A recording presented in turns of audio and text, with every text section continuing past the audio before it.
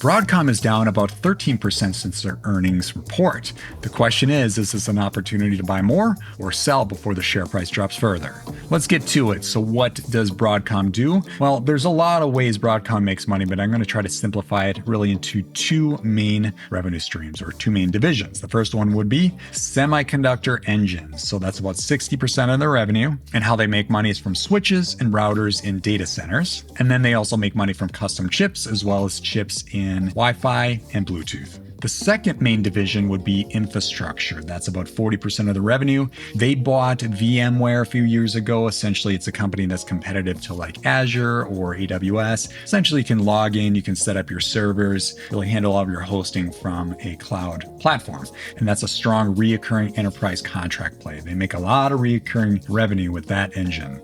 All right, latest news. This is really important for investors. We got some good news and maybe some good news, maybe some bad news on how you take it. And here we go. So total revenue was up over 48% year over year. If you can get over 10%, that's really good.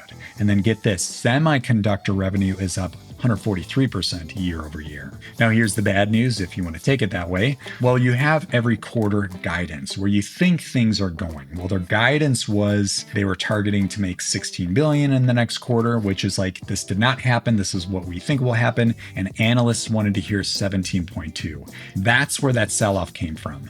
It's a huge overreaction. We're seeing a lot of this right now when we're in certain economies. Like right now, it's like at the verge of taking off, in my opinion. The reason is jobs reports are looking really good. Tariffs have kind of bottomed out, or the worst reactions from the tariffs. We're kind of at this point here, we're at the bottom. Stocks are still taking off, but they could really take off like a rocket. So what institutions are trying to do is they're trying to find excuses to sell off stock a little more. Because what happens is when, let's say, an institution, they sell off, that triggers fear. And what that does is it causes retail investors like you and I, as well as other businesses, to sell off further and drive that share price down even more, which creates an even better buying opportunity. That's exactly what's happening with this stock. Nothing wrong with the company, great financials, just this poor guidance, which is ridiculous because guidance is always what we think will happen, not what really happened. So that's what's happening with the stock. Now, well, there are three options at this point. Well, option one, you can stockpile. That's the strategy where you have strong businesses, share price falls, and you buy more and you can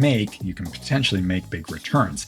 Option two is you can sell off thinking that, sky's falling, I better sell more of Broadcom and get out of it. Or option three, sit on the sidelines and don't do anything. Let's get to the facts, and this will kind of reveal where things will most likely go from here. All right, we're going to look at three things in Tykr. We've got a few ratings in Tykr. We try to make it super easy. The first thing is the score I want to direct you to. This is the overall financial strength of a stock. The higher the score, the safer the investment. 96 out of 100 is very hard to get to. It's next to impossible. Getting over 50 is really the goal.